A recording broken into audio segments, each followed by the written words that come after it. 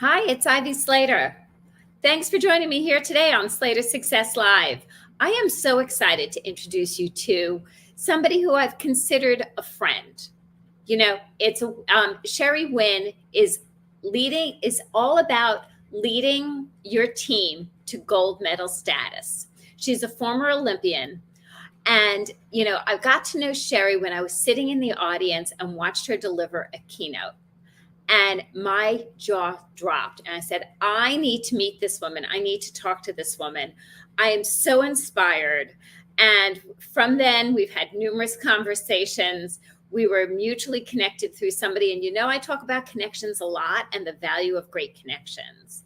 And I consider Sherry a benefit, a result of a value of great connections. She has taken her skill set as an athlete, a leader in her field, and developed a company that is all around using your strengths to lead smart and effectively. Be ready for an active conversation around leadership by two passionate women here. Sherry, thanks for joining me. Oh, I'm so excited to chat with you today and just to share information that we have about leadership and how the learnings, the opportunity we had to be athletes, prime athletes, elite athletes, and how that impacted our leadership styles. So I have to say, can you share a little bit of your background? There's not many, and I will say you're the first former Olympian I've ever not the first one I've met, but the first one I've interviewed. Oh, thank you. I'm a two-time Olympian, so that's 1984 and 1988. And then I became a national championship basketball coach. I did that and took my team to 3 Elite Eights in my basketball career. Wow! So, congratulations. Yeah, so that's I could go on to all the minute things, the trophies, awards, honors, blah. I used to have a room filled with trophies and medals and stuff like that, and you grow out of that. I mean, that becomes who you were, but it's no longer who you are. But what I learned and what I grew from those experiences, that's the stuff I take with me. All those intangibles, those are the most essential things you can ever carry away with you. So what sparked you to leave the athletic world and enter into the leadership world? Actually, I'm going to rephrase that, because you were always in the leadership world.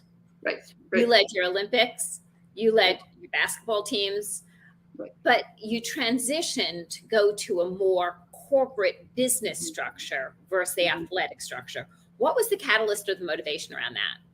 Well, I learned that I had a lot of information. And so I felt like after all the years I'd been leading, so I had led when I was an athlete, I was always the point guard. When I played volleyball, I was a setter. When I played softball, I was the pitcher. I was always in that position of leadership.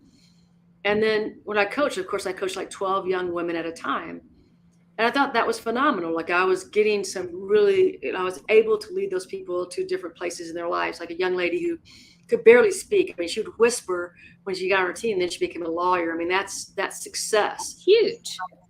And I decided that there was more to give. I really felt like that I was only motivating or impacting such a small number of folks. And I knew that I had more to give. And so I wanted to expand that. I wanted to grow that. And, I thought, well, how can I do that?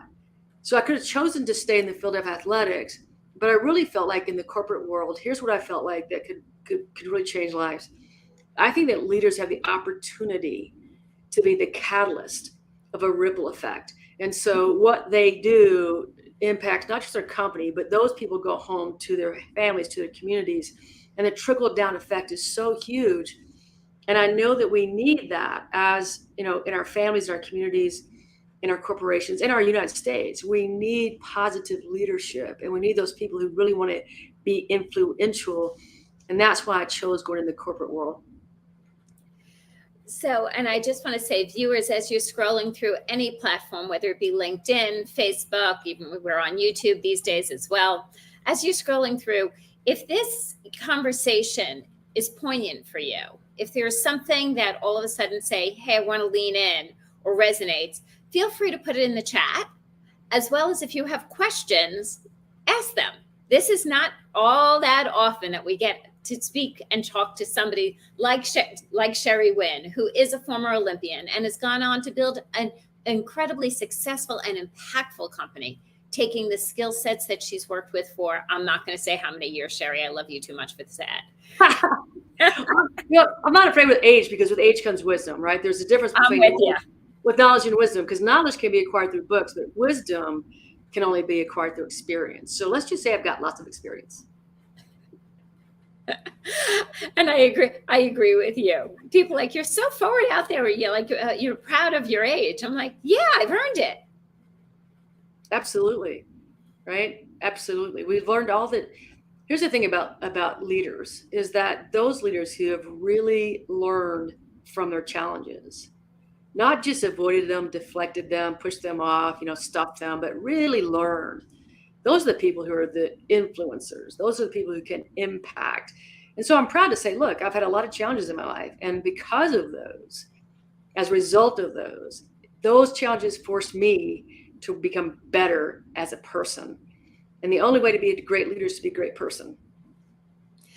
So I'm loving that you said this, because one of my questions was going to be, would you be open to sharing something you've learned? Like, of course, we've all gone through challenges. We've all had good times, bad times, and it develops us as leaders. It develops us as decision makers, and that develops our leadership skills. Would you share something that you've gone through a challenging time? I'll do the same if you want me to, guys, but I just think there is something to be learned from being real and transparent here. Well, gosh, man, there's so many, like I can't, but one of the things that I learned early on, was going through things where I thought that, people were after me, that I had this victim mentality, and that, often felt betrayed and abandoned. And so I pointed my finger at people, you hurt me, and I gave my power away. And so there were many instances where I did this. One of them was when I was an athlete at the Olympic Games, 1988, and I was sexually harassed by my coach during the Olympic Games. And I chose to speak out about it. And what happened as a result of that is they benched me in my final game of my career. And on top of that, I was going to be the assistant national team coach of the Olympic team the following year. And what happened was they fired me. So I went through this incredibly tough time between those two events. And like I said, it was all about me blaming everybody else and being angry and mad, being the victim, and lost all my power. And when I lost my power, I started this self-hatred thing. The self-hatred led to depression. Depression led to drinking. Drinking led to like suicidal thoughts, right?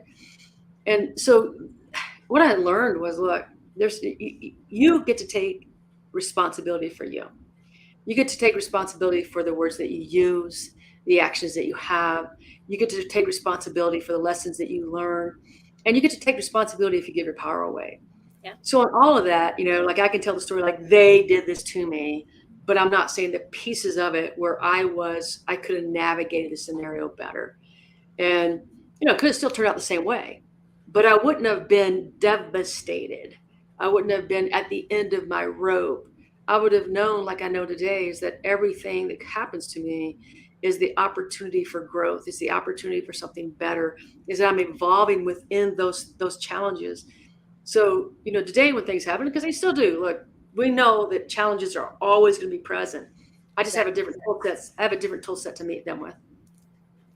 I think one of the things that I love that you're saying is we are consistently building our tool sets. Absolutely. So tell me, Ivy, tell me how you built your tool set. Give me one example that you've had to come through that helped you grow and learn something that you needed to learn to become the woman you are today.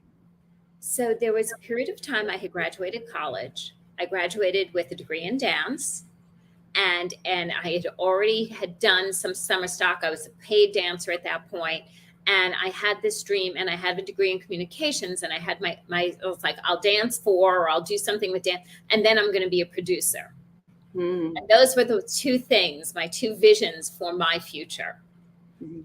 And you know the expression that says, man plans and God laughs. And he had a damn good cackle. So I was temping, it's how you make a living in New York in those young years, trying to figure things out. And I finally got a job. I got a job at a production company that produced commercials. And within the year, I was fired. Mm. And I was devastated. Didn't make my first year of full-time employment. And I said, I'm never going to be successful. I'm not smart. That reinforced the story of I'm not smart. There was Absolutely. a story that was there previously when I struggled with reading as a kid. I was a kid who had a lisp. I was a kid who had a reading problem. And so I struggled with that. So that reinforced the belief. Sure. And in opportunity, the guy who ran production said, listen, my wife is a banker at a major bank. She has a client who's looking for an EA. You'd be perfect. And I said, no, I'm not good. I was going to be a producer. I needed to work in production. I needed this, that, and the other thing. He goes, listen, you were not right fit for the president of this company. Trust me. There's a lot of other stuff going on. Please go on this interview. And I went on the interview, and the woman who owned a series of health club chains. And I first woman I worked for, and she would say, here's a stack of this. We're training salespeople. Here's everything, or the whole file draw on training salespeople, figure it out and put a training together. Here's the file draw on getting ready to meet with our advertising and marketing company for the next 6 months. Here's read up, figure it out. Wow. Put a presentation together. So I had all this opportunity, and I was young and I was excited. And I thought things were, again, going in the right, this is going to be great. This is going to be great. Went on a ski trip. I blew out my right knee, and I was told I tore my ACL. And the doctor after surgery said, you will never dance again, no matter what. Wow. And this was all within this 12-month period of the highest, the lowest. I got this job. I lost this job. I got something that looked like it had great potential, and it came right. And then I lost the ability of ever pursuing dance again anytime in my life. Right. And so what I could have, it could have brought me down a really bad path. Sure. And instead, I truly looked at, nobody is going to say no to me. I am the master of my own destiny. How beautiful. Yeah. And that put me on my course of building myself as a leader and developing leadership skills. And, guys, listeners, viewers, believe me, I'm not perfect. I went into, I've always, because of that, I've kept exercise very diligent, keeping my legs strong. I've never actually reconstructed my ACL for 30 some odd years. But one of the first exercise classes I went in, you're like, oh, you can't do high impact aerobics anymore. You can't do this. You can't do this. I had a laundry list of all those things I couldn't do. So I go into an after work, low impact aerobic class, and I stand in the back, and in comes the teacher, who was the worst person in my dance class. And I just looked up and I was like, no, I draw the line. It was not my highest level of leadership when I walked out of that room. Sure. Absolutely. But that was, at that point, I decided, in going through that journey, I decided I was going to be the master of my own destiny. And I decided at 25 years old, someday I'm going to own a business, and I'm going to run the business my way. Absolutely. And yeah, so and the power of that, right? It's so powerful when we make that decision to be the master of our destiny, to own our power. Makes everything different. Absolutely. So when you started running this, when you opened, I'll get this out right in English in a moment. As you opened the Winning Leadership Company, okay, what did you take forward from your background that were assets, and was there anything that held you back? Because I know for me, that whole thing of not being smart enough got in my way a few times, even especially when I went, forget my printing company for 20 some odd years. But when I opened Slater Success, that not smart enough resurfaced. We always have those limiting beliefs, don't we? We always have those things that it's not something out there. It's something that we took from our past, and then we emphasized it. We made this big, huge boulder, and we put it right in front of us. We do that. And sure, I mean, I think, I've had the not good enough syndrome before. I've had one of my favorite things to say to myself, and I've really worked on not ever saying it again, is nobody likes me. It's one of my favorite stories, like nobody likes me. And that came from, this is interesting where it came from, Ivy's. It came from my mother, who sang this song to me, and I call it the worm song, right? It's the worm. I don't know what the true title of it is, but when I was a kid, it was like, nobody likes you. Everybody hates you. Hates you. You need I know the song.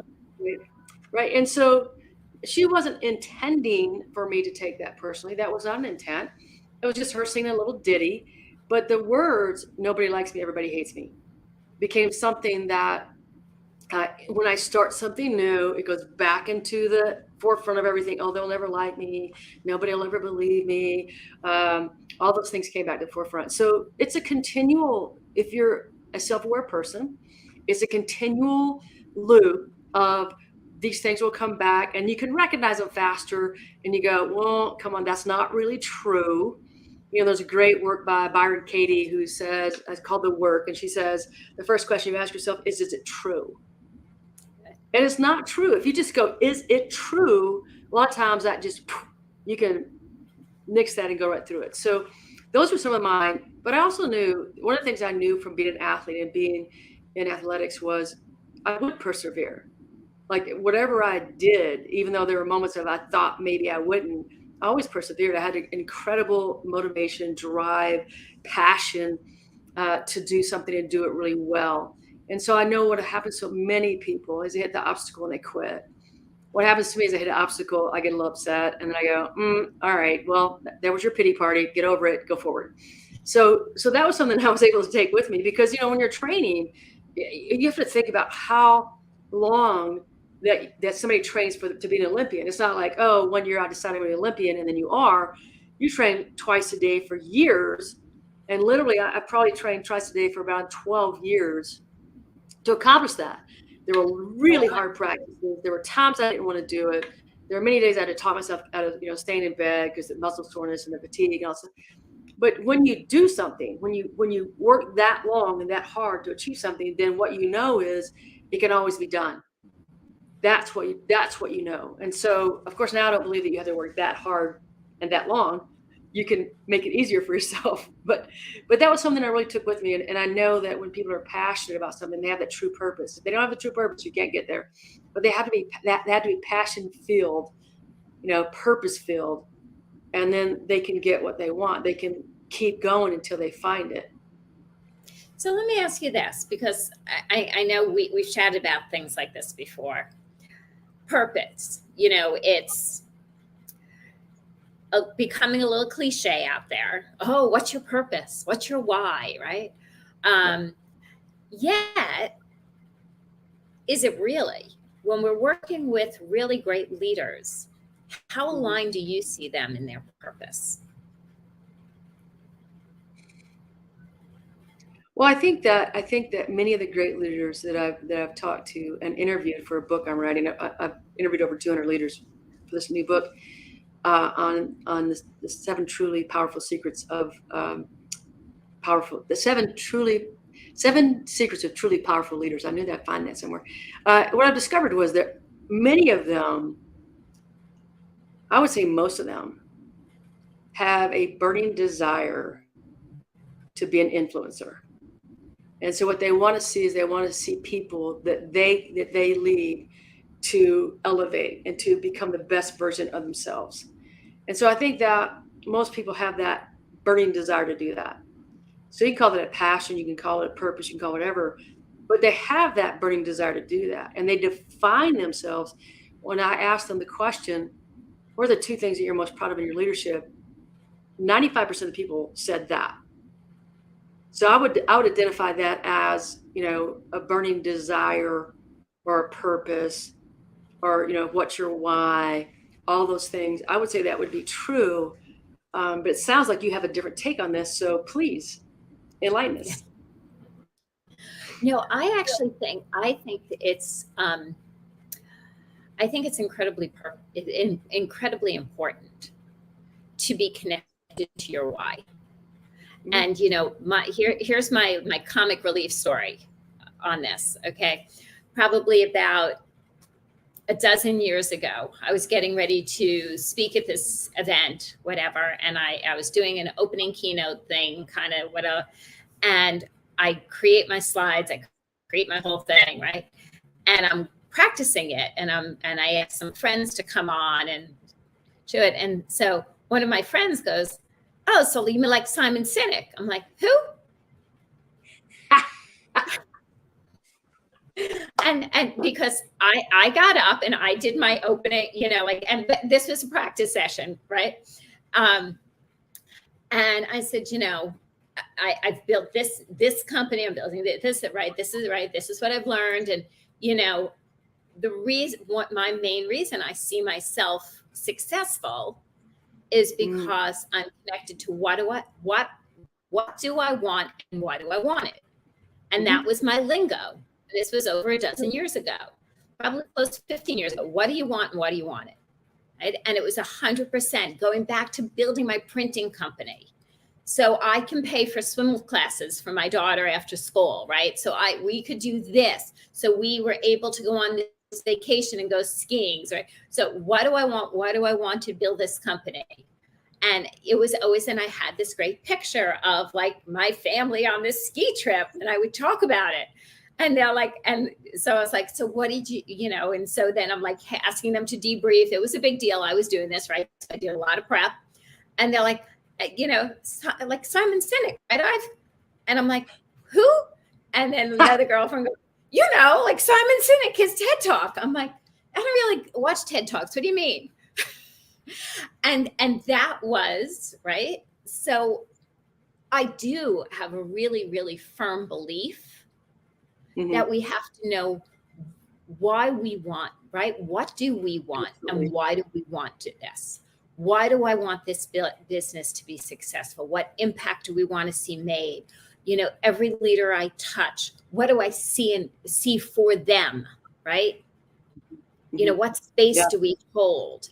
And if they're not anchored in seeing it for themselves, it's hard to help somebody get to where they really want to be. Absolutely. I always say that you can't give what you don't have, right? So you first have to have it to give it. And so if you don't have that passion, that desire, that love, that knowledge, that awareness, whatever, you can't give it. And so and that's why I say that the number one thing that any leader should do is invest in themselves, right? That's the number one thing that anybody should do, is invest in yourself, because that's where everything starts. You and I both talked about tool sets. Well, where did the tool sets come from? Exactly. We invested in ourselves. We read books, or you had a mentor, you had a coach, you did something different so that you didn't stay stuck in the same place that you are.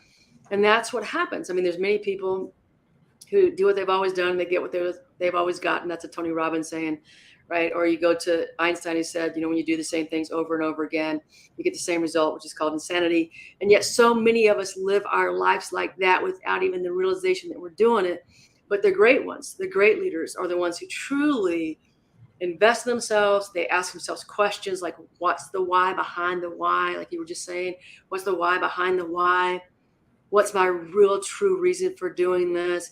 Because that's the root thing that drives everything. And if you can't get to that, you don't understand that, it's pretty hard to get going at all. And I love that. Viewers, as you're scrolling through, if you see something or you hear something that resonates for you, pop it into the comments below. What is in this conversation? Are you connected to your why, your purpose? In my phrasing, it's what do you want and why do you want it? And why is this important to you? Sherry is very hunkered down in where what is our purpose? Why are we getting up in the morning, right? Why did you dedicate that time to training twice a day for 12 years, right? What is resonating with you? Put that in the chat, and feel free, if you have any questions, to pop them in, because you have an opportunity to chat with us live. Absolutely. This is the place that you can get, I always was loath to ask questions because I thought that it meant I didn't know something. And then I realized, like, I'll never know everything that I need to know. I will never know everything. And the best way to learn the things you need to know are asking questions. And so many people are afraid to do that. I was one of them. I'm no longer afraid to do that. I'm no longer afraid to admit what I don't know. That's the power of growth, though. That's the power. We talked about wisdom. That's the power of wisdom. It's when you get to the place where you understand what you don't know and you're not afraid that you don't know it. You find it out. You seek it. And I think there's a lot of power in those words. I also was hesitant to ever ask questions. I didn't want to be that not smart person, right? I didn't want to look not smart. I was so worried about that most of my life. Mm-hmm. Now, today, anybody who knows me is like, oh my God, can you ask any more questions? Like I'm making up for lost time. Absolutely. Absolutely. Well, that comes from that whole, that's that whole thing about not being good enough at something, not being good enough X, whatever you want to put in there. And many people, many people suffer from that. Many people, it's what stops them. It's what creates failure. It's what stops them from getting to success. It's what stops them from their persistence and their, all that stuff is that little voice that comes out, well, I may not be smart enough. I may not be pretty enough. I may not be whatever we tell ourselves. And that's just a lie we tell ourselves, and it holds us back from any and everything that we want. And with that, what do you do today? Like I know, like I was sitting, my husband and I was sitting watching the football game last night. Big Russell Wilson fan, I own that. And reading some Harvard Business articles. Mm-hmm. It was just like my way of like, oh, this is so interesting. Where do you find time and what do you do for yourself? Oh yeah, that you find interesting? Well, I get up at 5:30 in the morning. This is my routine. I feed all the pets, right? And then I hunker down for an hour. So that hour is my personal time. That's my time to read something new. It's my time to I always write down my intentions for the day. I write down my gratitude. So what am I grateful for? I spend time to do that every day in the morning. And then I meditate in the mornings. So that's my meditation time as well. So it takes about an hour in that first thing in the morning, because if I can't get right to help the people, to coach the people that I'm coaching, if I can't get there, if I'm not in the right space, I can't do that for them. And that's where I start my day. And then when I get to start cooking, I always turn on somebody I listen to every single day. It's called Abraham Hicks. I listen to Abraham Hicks in the morning. It's about a 15-minute thing as I'm cooking. So I have that extra 15 minutes to get information in before I start my day. Beautiful. Well done, friend. Well done. Thank you. I know I am a big fan of morning meditation, big fan of morning movement of some sort. So I do a lot, not every day, but a lot of days, exercise in the morning. Mm-hmm. Now I have that as part of my routine, part of my self-care, part of me being grounded for myself. And Absolutely. So I then can show up grounded for everybody else I touch. And whether that be clients, whether that be family or friends, anyone I touch, that's my rule of thumb. Absolutely.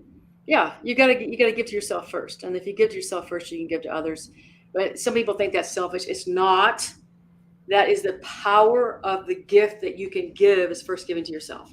And so if we do that and we do that consistently and we do that well, then we're going to 5 times the impact that we have on others, for sure. That is so true. And I think as women often look to put ourselves second and take care of everyone else first.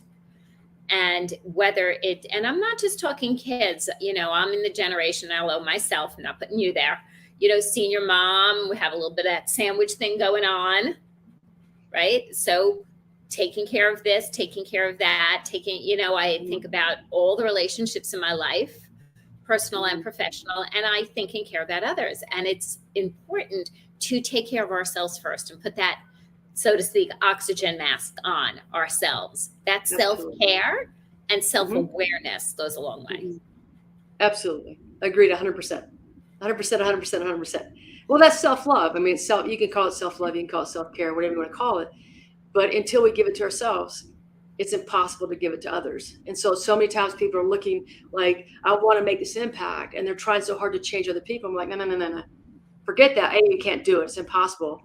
But the person you need to change first is yourself. Dr. Wayne Dyer said, when you change the way you look at things, the things you look at will change. And I love that quote because it's talking about you can change the way you look at yourself. And then everything else seems to change around you. And that's the power that we have and we hold. I love that. Sherry, how can our listeners and viewers connect with you, be in touch with you? So you can find me at thewinningleadershipcompany.com. That's the best way to find me. There's a contact there. I'm happy anytime somebody emails me. I always return, let me say that again, always return an email. Happy to do that for you guys. So anything if you're looking at anything leadership, and I know that Ivy does this as well, but I'm happy to discuss that with you. I'm happy to give you a discovery call just for you to have a conversation, to learn something. Happy to do that as well. So that's how you find me. Just log into thewinningleadershipcompany.com.